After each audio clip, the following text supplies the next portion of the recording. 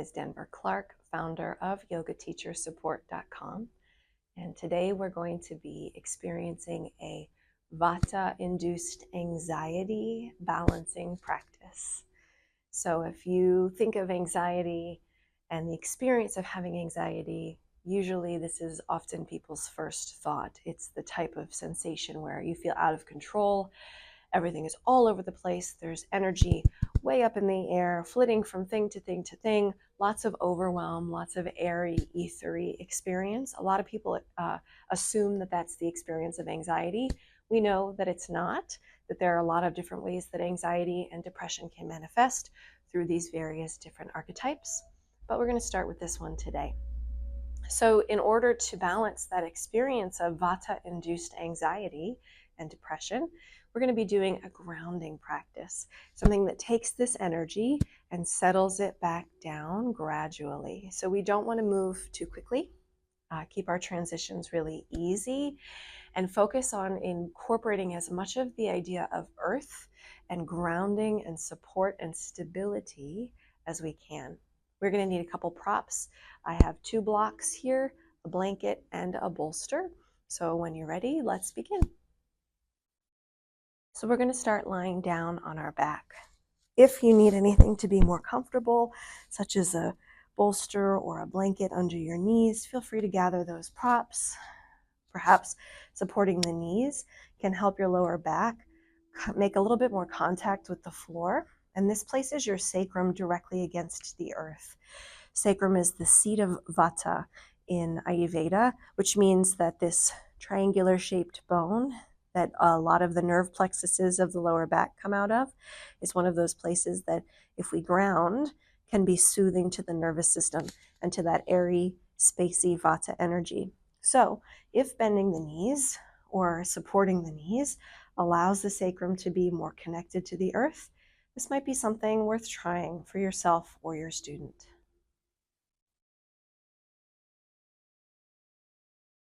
And then allow yourself to notice your breath and consider taking your palms and turning them down toward the ground so you can feel the earth beneath your hands. If this is not comfortable for your shoulders, another way to ground the hands is to use a few eye pillows or sandbags or even a couple crystals, something with some weight in the hands. We're pinning the hands down and connecting directly to the earth.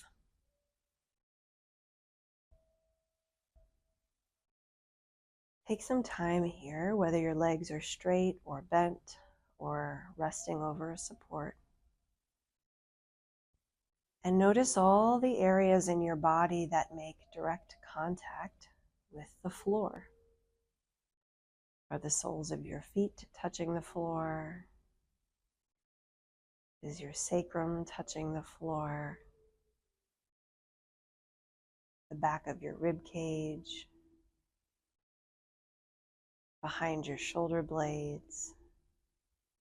The back of your head?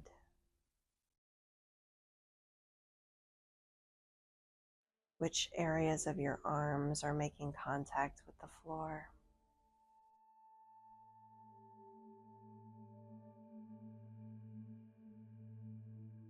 And notice the strength, the density, and the stability of the earth beneath you.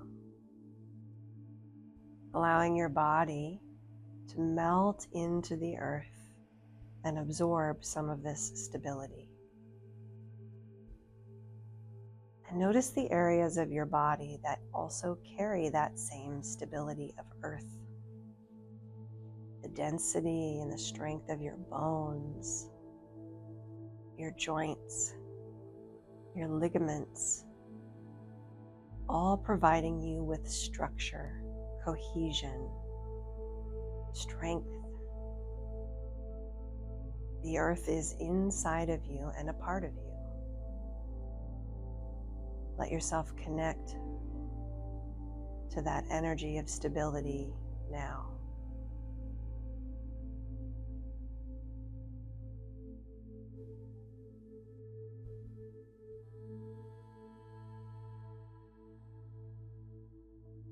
And then if you haven't done so yet, please bend your knees and place your feet flat on the mat.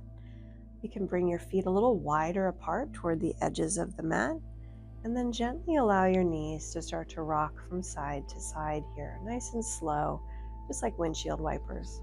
As you do this, notice how your tailbone and your sacrum roll across the floor. So we're taking the sacrum, the seat of Vata,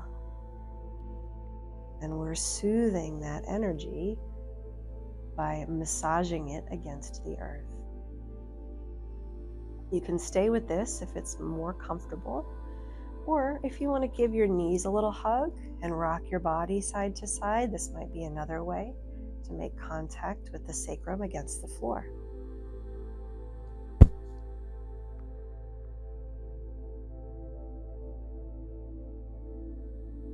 And then because the colon and the lower abdomen are connected to Vata, let's take a twist here.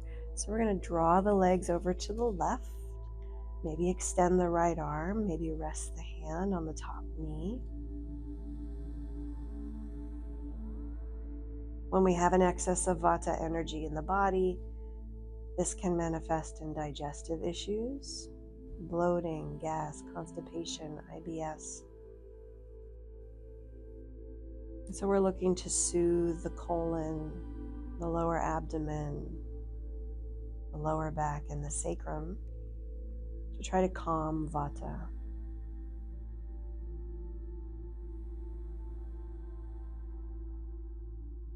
And as you twist here, you might imagine your spine as a wet washcloth. See if you can wring out some of that stress in the spine in your twist, nice and easy. And then when you're ready, let's bring the legs up and over to the other side, taking your twist this direction. Again, you might rest your top hand on your top leg, maybe extend the opposite arm. Take a few moments here to breathe.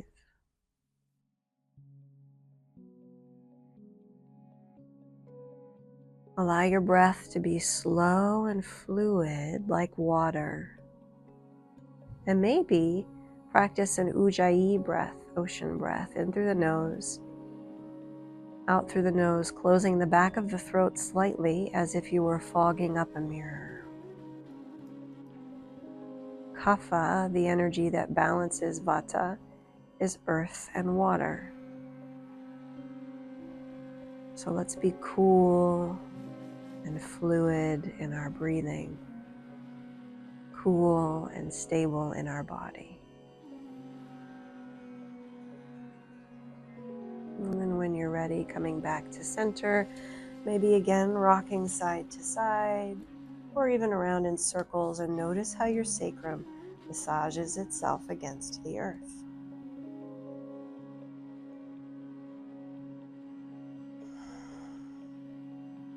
Let's continue to hold the right knee into the chest. Let the left leg extend. Take a moment here to just connect with the legs. So yet another way to help ourselves start to ground the body is to connect with the legs. Right? Sometimes when we're having this experience of Vata-induced anxiety and depression, we feel like we can't even stand up straight, like life is just going to knock us right over. So we want to connect with the strength of the legs, the reminder that we can hold ourselves up when life gets overwhelming. From here, let's hold on to the back of the leg and just extend the knee and then bend the knee. Just straighten and bend the leg a few times. And let this movement be very fluid like water. You can incorporate the ankle, pointing and flexing it. Stretch the top of the leg and the shin. And then flex the foot and squeeze the back of the leg and hamstring. One more.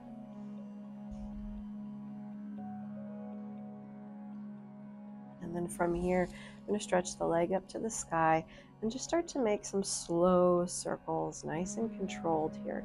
So you want to keep the pelvis still, really focus on keeping the abdomen engaged. Just circle in the hip socket, nice and slow. Maybe let those circles get a little wider. painting a circle on the ceiling with our big toe. Our whole leg is the paintbrush. And you might start to notice as you go wider, I want you to slow down, and you'll start to maybe notice a little bit of strength happening here in the thigh and around the hip and into the pelvic floor even. Reverse those circles, keep them as wide as they are, and start to spiral back into smaller and smaller circles.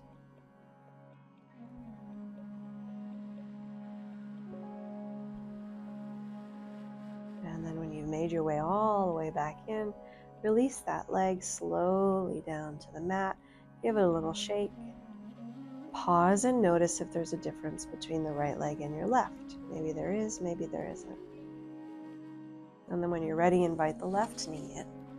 Relaxing here. If you want a little bit more in the hips, take the straight leg and push the back of that thigh into the floor and squeeze your right glute a little bit. You might start to feel a little bit more release in the front of the hip in your psoas. While you're here, we're going to get into the ankle of the left leg, circle it a few times each direction. And there are a lot of ways that you can activate the legs here on your back. So you might explore some other options if you're teaching a class here. And what's interesting about this is we can stand and do a lot of leg strengthening exercises, which we'll do a little bit of. But doing this on the ground shows your student that it's possible to create some heat and warmth in the body without running 5 miles, without, being up all the time. We can still exude some effort, create some heat on the floor. And so there's a different energy and intention behind that.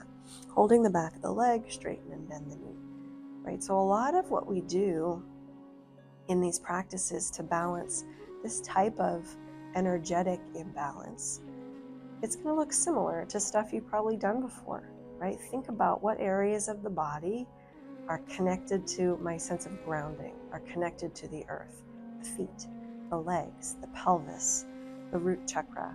And so the work that we do in that area awakens that energy of stability and grounding and pulls the Vata back down to earth. When you're ready, straighten the leg.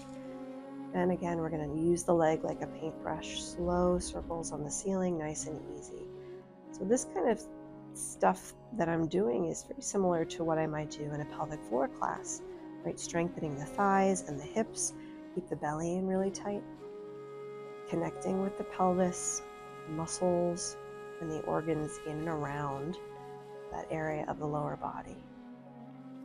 This is when you start to realize, reverse your circles, that if you think about things from an energetic perspective, it takes some of the overwhelm out of what do I do for anxiety? What do I do for pelvic floor? What do I do for, heartache? What do I do for this or that? It's all very similar in nature.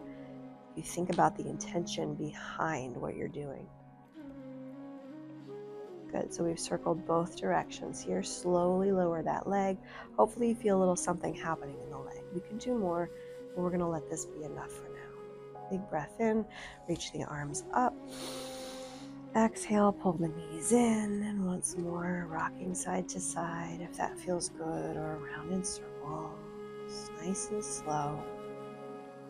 And I use language and movement that embodies the idea of stability and fluidity, earth and water. When you're ready, we're going to make our way up to a seated position. So you can roll to the side, help yourself up to a seat. And we're going to extend the legs here out in front of us, do some pelvic tilts. So I like to pull my hamstrings over to the side rather than pulling on my glutes so that I don't aggravate my sciatic nerve. You're going to sit really tall, hands on your hip bones right on the top. We're just going to focus on tilting the pelvis forward and then tucking the tail under and tilting the pelvis backward. So kind of like a bowl rocking back and forth. And we're going to let this pelvic tilt take us into a cat and cow movement with the breath. Inhale, tilt the pelvis, squeeze the shoulder blades and even the elbows together. Exhale, curling in, bring the shoulder blades and elbows to the front of the body. So cat and cow, but beginning with the tail, ending with the head.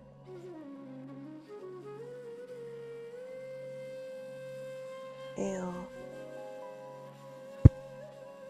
And exhale. Lots of fluidity here. You can do this sitting up on a blanket if it's easier. If you get more mobility in your pelvis by elevating your hips, then try that. And let's go in circles all the way around the edges of the pelvic bowl here. Nice and fluid. Take the ribs with you all the way around. Reverse those circles. We'll head back the other way.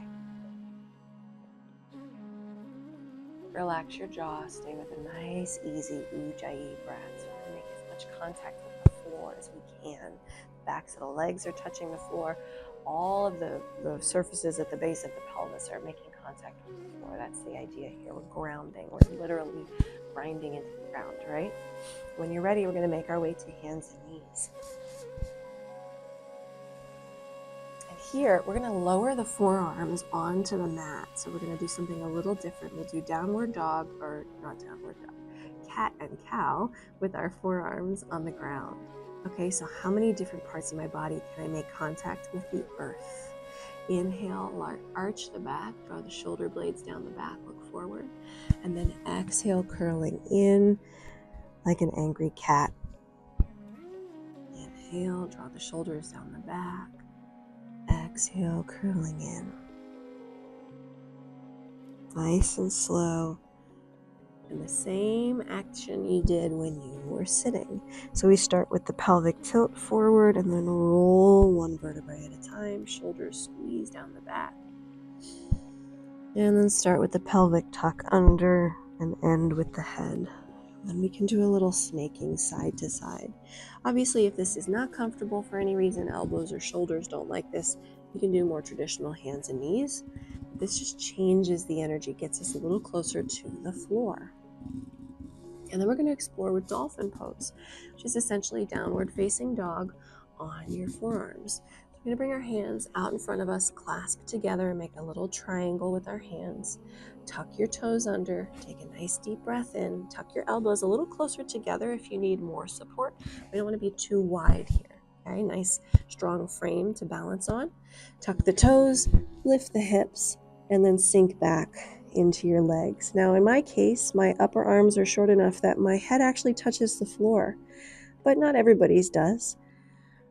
But for somebody like me, this is a nice opportunity to talk about, can you place your thoughts directly on your mat? Can you feel that you are present here and now, quite literally on your mat?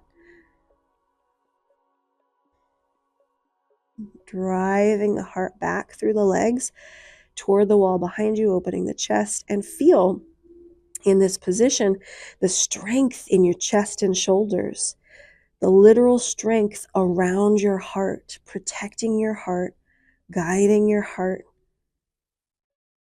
Lots of power here in your shoulders. And then when you're ready, I'm going to come down and rest here.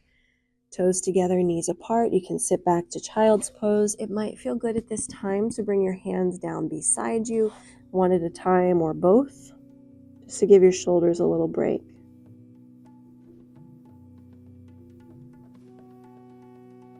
And if you've got one arm, after a few breaths, you can switch and bring the other arm back. Or if it doesn't make you feel like there's too much pressure on your head, you can do both.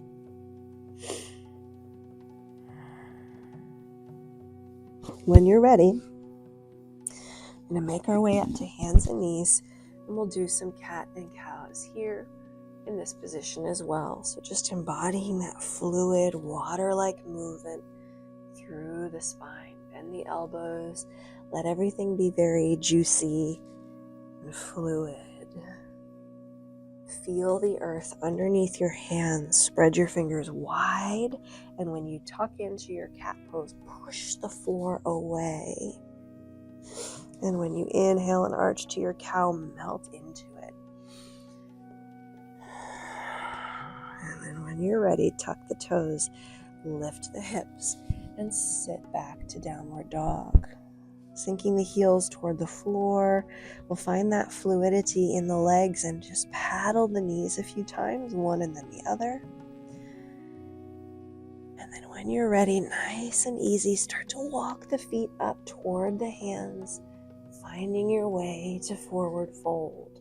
Connect with the legs, bend the knees, let your belly drape over the tops of your thighs. Let your hands make contact with the floor, and if they don't touch the floor, place something underneath so that they're touching something instead of hanging. And even if you can touch the floor, what you'll notice is as you pour a little bit of that weight into something like blocks, it takes a little bit of the weight out of your lower back and supports just a little bit of your body here, so there's less lower back strain. Shake the head, yes and no. You can paddle the legs out here, and I really like to keep the legs bent so the thigh muscles are active. We want the legs to be active. We want to feel like we're really grounded through the legs. When you're ready, start to crawl up the legs and touch them. Feel that your legs are here now. Make contact with your body. Make contact with the muscles of your quads. And notice how strong and powerful they are. As you make your way up to standing in Tadasana, we're going to bring the legs directly under the hip points and then start to circle the shoulders up and back and down and bend the knees. Inhale forward and up. Exhale back and down. Inhale forward and up. Exhale back and down. We're connecting with the legs here. Spread the toes wide. Feel the legs rooting, grounding into the floor. Some warmth in the legs because they're really pliable here as they bend and straighten. And then inhale, we're going to sweep the arms overhead, but keep the gaze either down at the floor or straight ahead. We don't want to do a lot of excessive looking and reaching up because that brings us more into the Vata space. So let's keep everything neutral on this plane or down toward the earth. Okay, so that includes the gaze, the focus. Inhale, reach up, and as your arms reach up, push down through your legs into the floor and really emphasize this idea of grounding in through the roots of your legs. Spread the toes, push the floor away as if you could dig holes right down through your mat and into the earth. Big breath in. Exhale, bend the knees and melt the body to forward fold. Nice and easy. Let's invite the left leg back to a lunge. Walk your hands back so they're next to your front foot, and then settle this knee down onto your mat or perhaps onto a blanket. So we're going to get again into the legs and hips, sinking the hips forward, opening the front of your psoas here. Hands are grounded onto your blocks. Focus is on the ground. How many parts of your body are making contact with the earth right now, right? Think about the earth. And then exhale, pull the hips back and fold over the straight leg, offering your heart forward toward the front of your mat instead of rounding in, which shortens the muscles of the back of the body. Create some length here. Forward with the heart. Squeeze the shoulder blades back. Inhale, bend the knees and sink forward, opening the psoas. Exhale, straighten the legs, pull the hips back and fold. Fluid like water. Keep the hands grounded if possible, remembering that your blocks have 3 different heights that you can explore with, depending on what works best for you. And then just find a nice fluid movement in and out with your breath. Beautiful. We're going to come back to that low lunge here. Keep our left hand grounded. Sweep the right arm up to the sky and twist and just look straight ahead at that wall. You can stay here. You can bring your hand onto your sacrum, stimulating that seat of Vata, and draw your elbow and shoulder back. Beautiful. Maybe looking back over your shoulder, twisting through the neck, if that feels appropriate. And then hands back down onto your blocks, tuck the toe and lift the back knee. When you're ready, on an exhale, rock forward and step up to forward fold. Bend the knees, walk up the legs, nice and easy. Soften the knees. Again, circle the shoulders forward and up on the inhale. Exhale, back and down. Fluid. heavy, melting into the earth. One more. And then inhale, sweep the arms forward and up. Keep the gaze forward or even down. Exhale, bend the knees and melt to forward fold here. Stepping the right leg back to a nice long lunge. Wiggle the foot all the way back. Gently lower the knee onto the floor or onto a blanket and untuck the toes. Exhale, pull the hips back. Look forward. Bring your chest out over the toes. Inhale, bend the knee, opening the front of that right hip flexor. Find a rhythm with your breath. Consider looking at the floor, touching the earth. Feel the stability of the earth. Notice the weight of your body, and think of your energy going down, down, down toward the ground.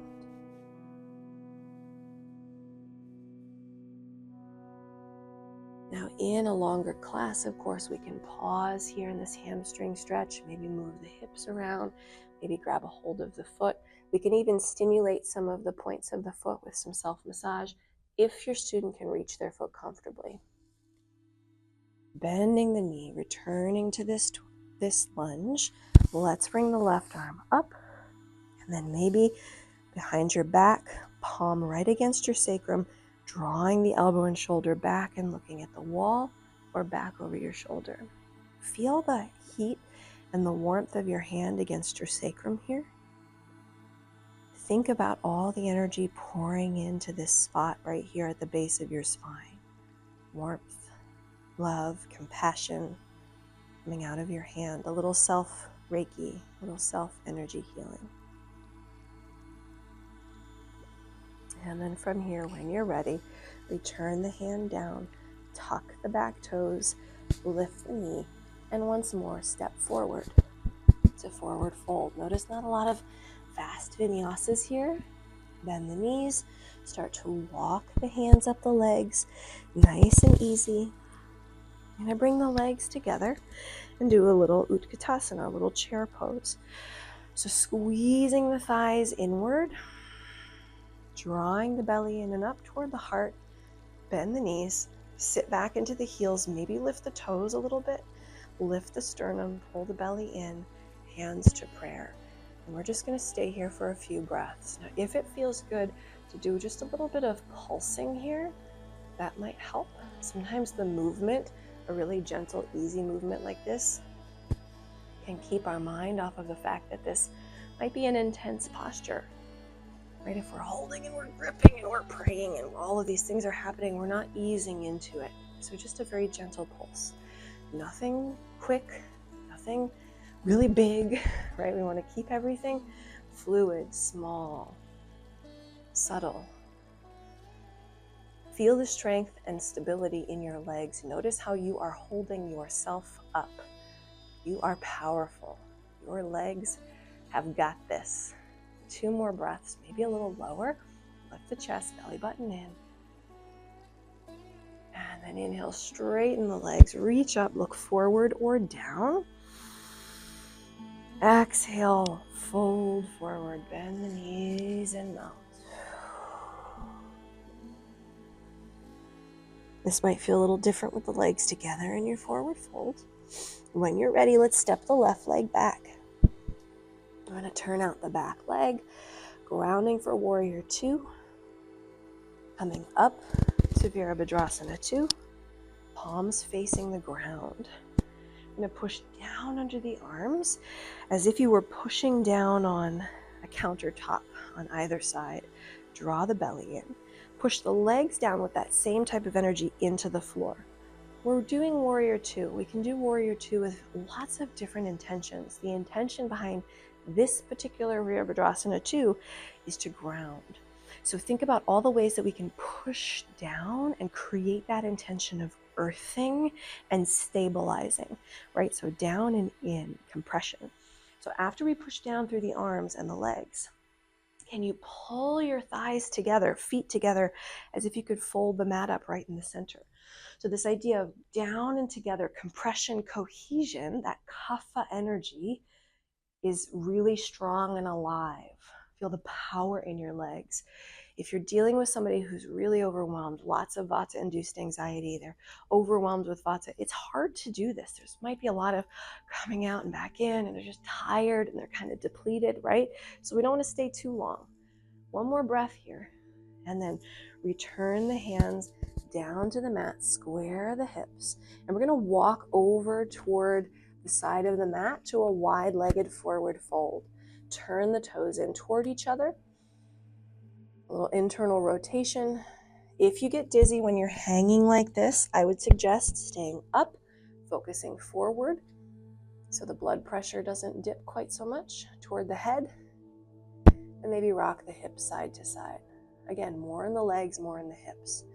Now while we're here, again, we can connect with the legs, we can do some squats, we can do some side lunges.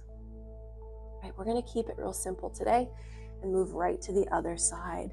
So turning the left toes out, outer edge of the back foot parallel with the back of the mat. When you're ready, coming up, Virabhadrasana 2. Push down under the shoulders, under the arms, push down through the feet, spread the toes like strong tree roots, and then squeeze the inner thighs together, down and in with the shoulders and the legs. Draw the navel in, everything pushing down toward the earth and squeezing toward the midline of the body.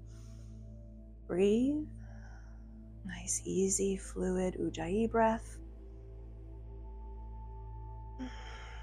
Feel powerful, strong, stable. One more breath here.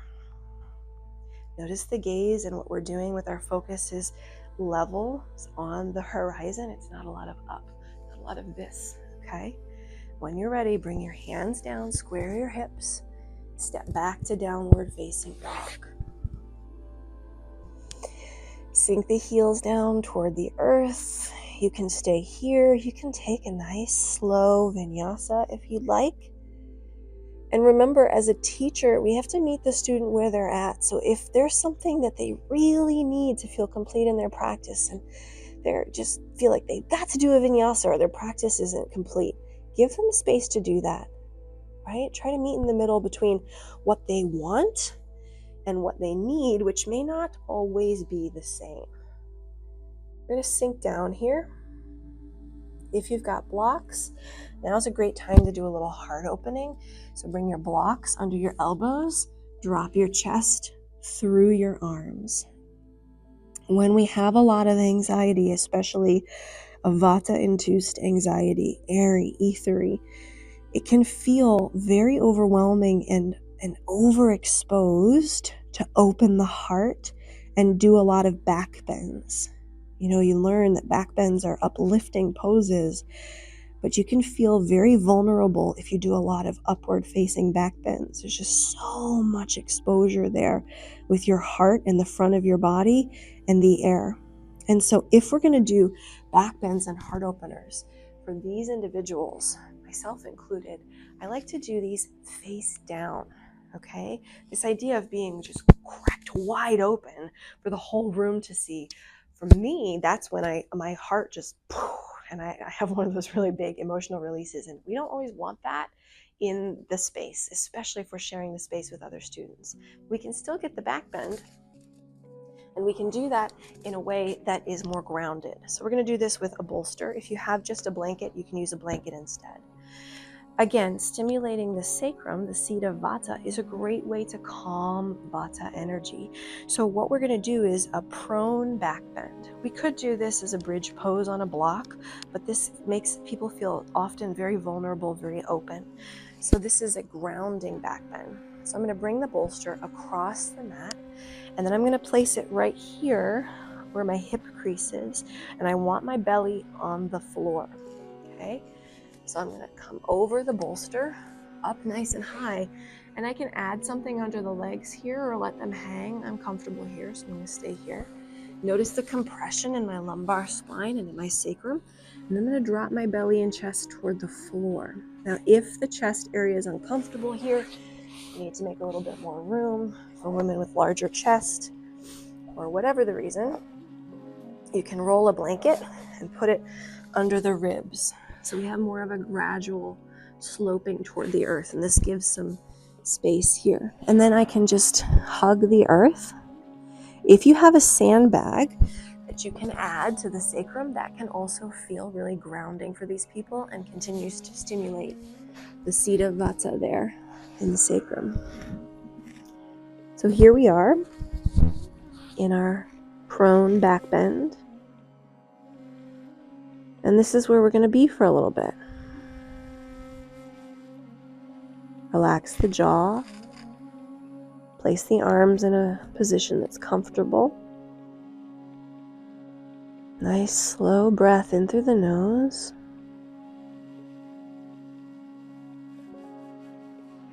And out through the nose. Ujjayi breath, ocean breath.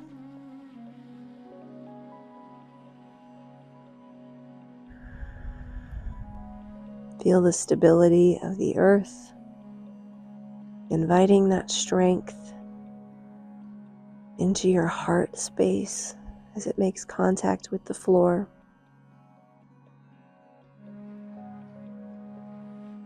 Softening your lower back, softening your belly toward the earth.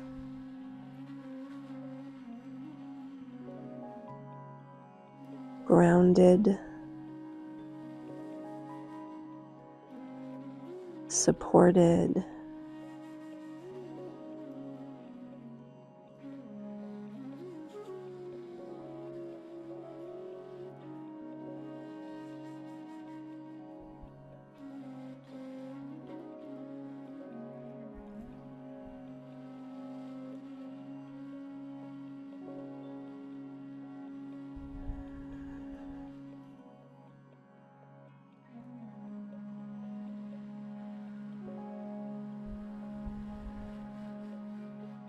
Relax the jaw. Separate the teeth.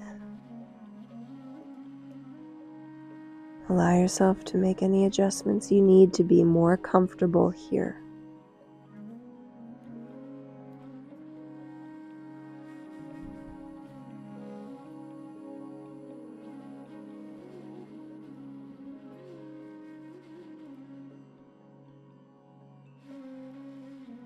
This might be a place where we have a reading or share a thought.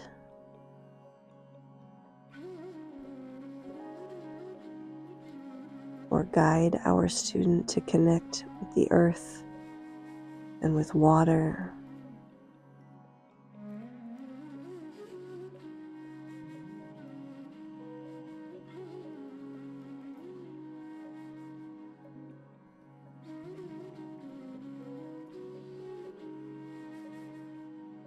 One more breath here.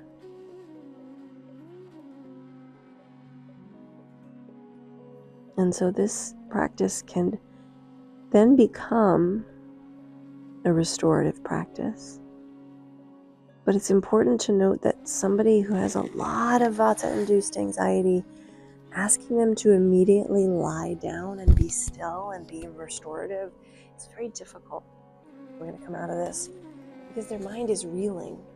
And so if you don't give their mind something to do, their anxiety might only get worse if they're in restorative. You might assume restorative is soothing, but not if your mind is running 1,000,000 miles a minute. So the effort that we have in this practice that is physical is also a bit of a mental effort, right? Because a lot of that work requires us to do some isometric engagement. So we have to think about what we're doing. And when we incorporate things like that into the practice, it's more difficult for our mind to wander, right? So we're trying to settle down the energy. We're not just dropping it directly. We're starting here and we're kind of bringing it down gradually. So I might go into a restorative practice if this is a longer practice. Maybe a twist would be really great here. Turning the bolster to one side, having a seat, laying over it in a reclined twist. Here again, we're hugging the earth, we're touching the earth. This might be a good place to cover up with a blanket or to place a sandbag if you have a 10-pound sandbag on the upper hip. Individuals with a high Vata often enjoy that sense of grounding that comes from a weighted blanket or a sandbag. Not always, but often. So it's definitely worth a try. And because we're returning to a twist, again, we're stimulating, massaging the lower back and the lower intestines, soothing that Vata energy in the lower part of the torso and the pelvis.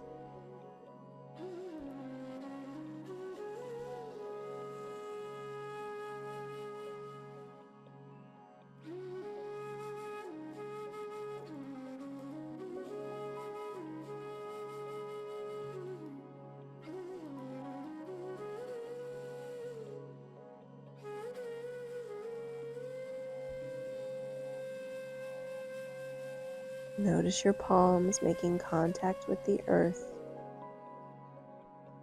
Relax the jaw, separate the teeth. And if your mind begins to wander, come to the rhythm of your breath and say in your mind, inhale, exhale. Say the breath you are doing. And let that be the focus. Inhale, exhale. Bringing your thoughts back to the here and now. Back to this moment where you are still, you are in a supportive and controlled environment. You are being looked after. You are breathing. Inhale. Exhale. When you're ready, pressing into the floor, coming back up. Another thing that I find when we're dealing with a lot of Vata-induced anxiety and excess of Vata is staying really long in any one pose, again, allows opportunity for the mind to wander, for my thoughts to go rogue, right? So we don't stay too long, unless, of course, we get hints from our students that they're very comfortable, and that's great, right? If we get the sense that everybody's really dropped in and they want to stay there, stay. But often what you're going to get is a lot of kind of fidgeting, eyes are open, looking around, and so when we see those cues, we want to move on to the next pose, right? So I'm just going to switch sides here, and all I've done to keep this very simple is just taken my blanket, rolled it up, and put it under the head of my bolster so it's sloping toward me. A little restorative pose. Twisting toward the bolster and lying down, which will be directly on the microphone, so I'll move that. And so as we settle here, feeling the floor with our palms, hugging the bolster, making any adjustments you need to be comfortable. You can bring the knees closer to the chest or further away. You can place a blanket between your legs to support your hips.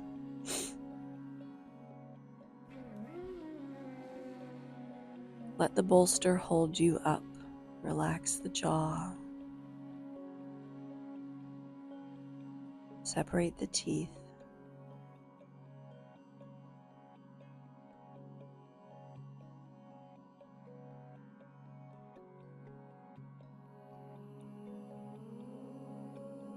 Be ground. Be crumbled, so wildflowers will come up where you are. You've been stony for too many years. Try something different. Surrender.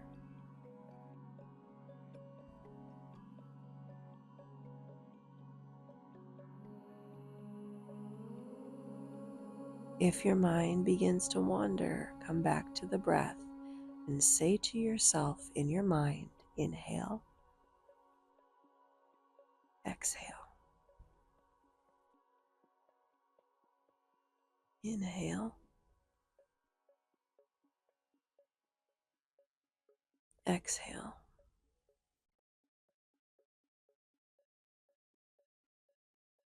Inhale,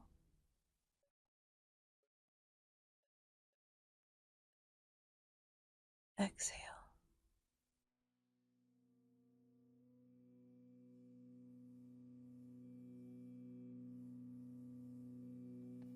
2 more breaths here.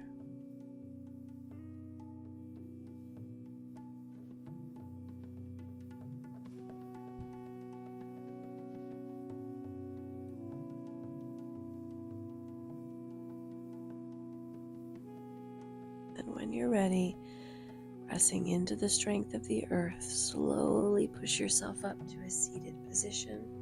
Sit facing the front of your mat, legs in a comfortable position.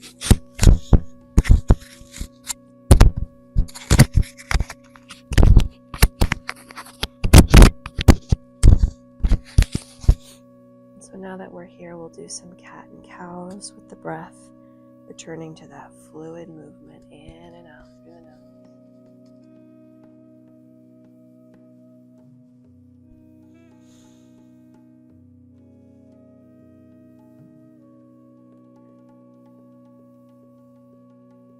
And then while we're here, we'll bring our legs apart, only as wide as is comfortable for you. You might put a couple blankets under your knees if your hamstrings are tight so you can soften your legs. You can decide how wide or close together you want your legs to be. In front of you, you could place your bolster or a few blocks. Maybe lift your hips and think of kind of kicking your sitting bones back so you get a little bit more of that forward tilt in the pelvis. Again, we're connecting and broadening the pelvic floor, connecting with the root chakra.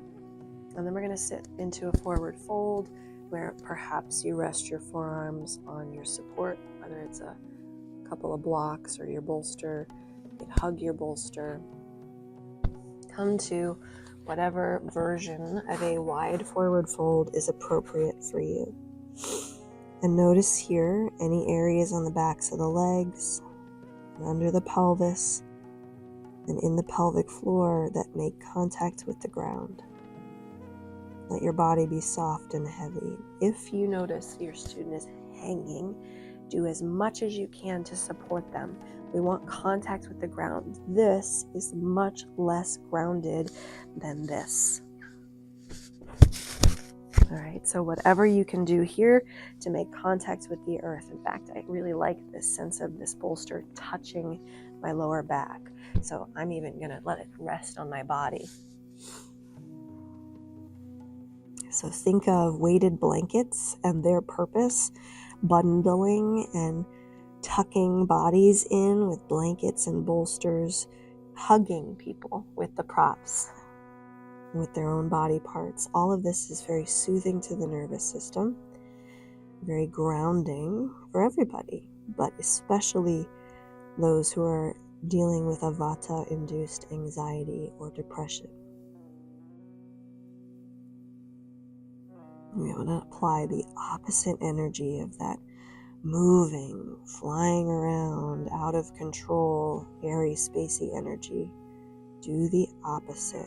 Everything slow, with control, very mindful, very grounded,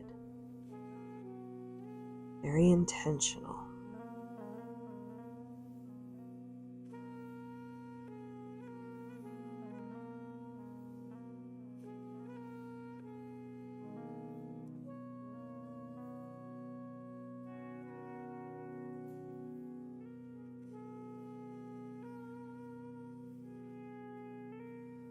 And then when you're ready, slowly press up to a seated position.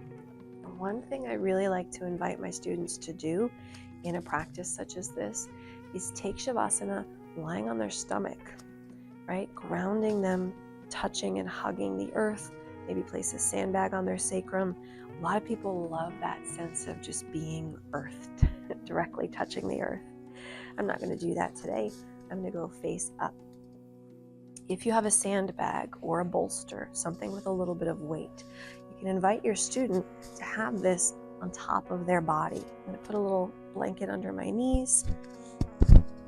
It can be across their lap. It can be on top here so that they've got a little weight. I've had quite a few students who have more of a Vata energy. They actually really love the sandbag, a 10-pound sandbag on their chest. That is not my idea of a good time, so I wouldn't choose to do that, but it's certainly worth giving the option, right? I would love a sandbag or a little bit of weight across my hips, maybe something in the hands, a couple of eye pillows, a couple of crystals, so there's some weight in the hands. And if I don't have anything in the hands, one way to keep myself present and centered for this Shavasana is to do a little Satanama, right? So I touch my thumb to each finger, first the index, then the middle, then the ring, and then the pinky. And I say in my mind, Sa, Ta, Na, Ma. Satanama comes from the Kundalini tradition, and there are a lot of different representations of what this means. One that I really like is that each finger represents birth,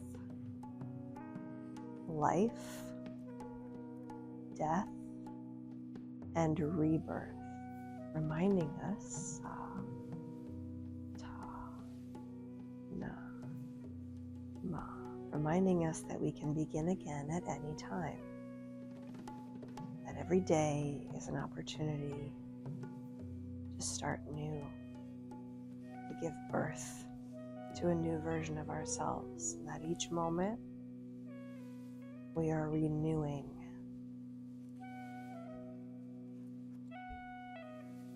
Something like this, physically, that gives your student something to do during Shavasana can be the one thing that keeps them present in this room,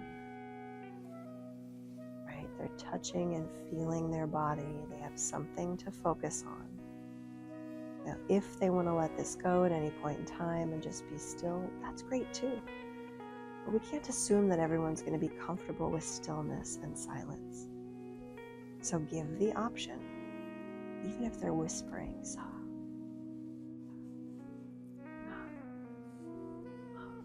right? Let your body melt into the earth, sinking into the floor with each exhale, softening, seeping into the ground like water. Breath in and out through the nose, fluid and easy.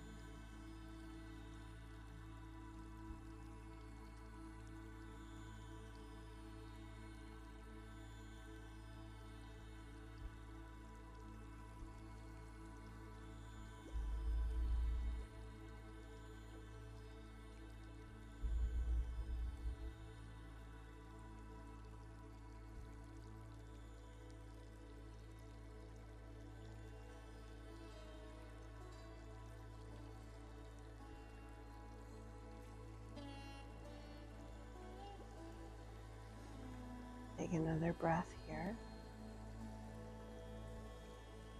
And then when you're ready, slowly start to invite some movement back into your body.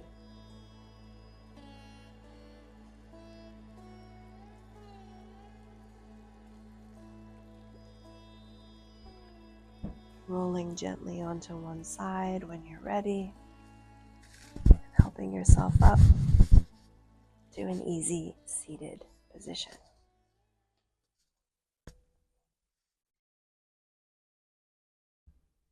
When we're leading a practice, for a Vata-induced anxiety or depression.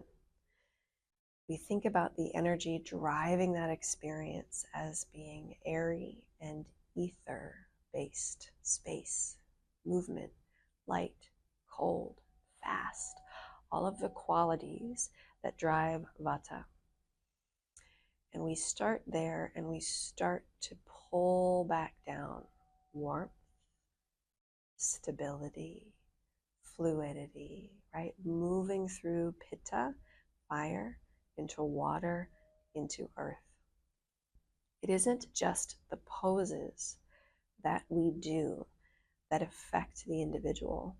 It is the intention behind the poses, which comes through with our sequencing and, more importantly, our language. Anybody can teach a series of poses.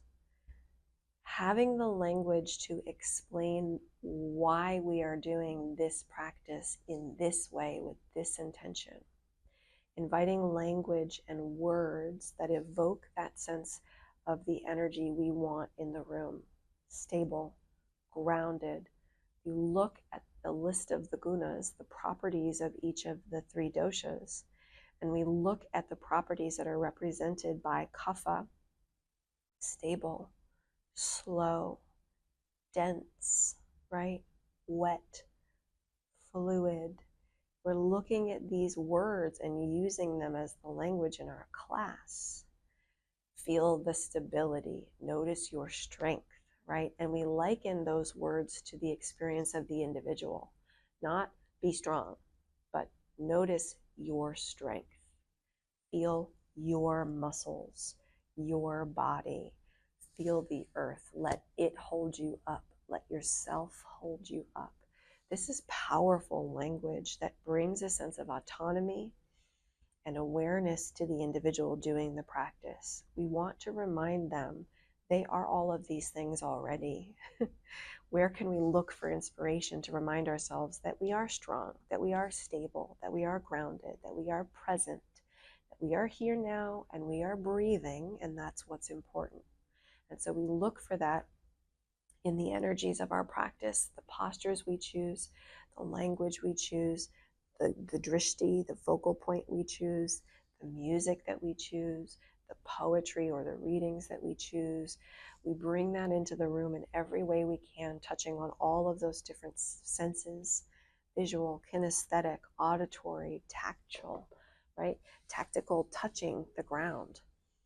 As much of that as we can bring in, that's what makes the practice a practice for anxiety, specifically for Vata-induced anxiety. It's not poses, it's the intention. It's all of the ways in which we color and shade the practice. And that's what takes a lot of practice on our part. And I want you to really give some thought to that as you come up with your own practice for Vata-induced anxiety. What from this practice resonated with you?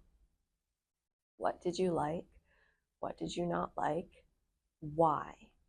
And if you were or are an individual living with that experience of a Vata-induced anxiety, what would be soothing to you? Start there. And then allow your students to give you feedback on what does and doesn't work for them, because nobody's experience is going to be exactly the same. So we arm ourselves with as many of these tools as we can with right intention behind our work, and then we allow ourselves to let go and let our students tell us, I did or didn't like that. And that's why there are options. Face down Shavasana, face up Shavasana, sandbag on your hips, sandbag on your chest, right? We start to notice what does and doesn't work for different people. We give 2 or maybe 3 options, and this is trauma informed. We give 2 or 3, more than that's overwhelming. And then we let our students guide their own practice. We tell them what we know, we let them make the decision. Because I can't possibly know what's happening in their body or in their mind. Only they know, right? So, bringing hands together in front of your heart, bowing inward. We can place one hand on our heart and one hand on our belly. Breathing all the way down into the deep, deep sense of our belly, filling all the way down with the breath.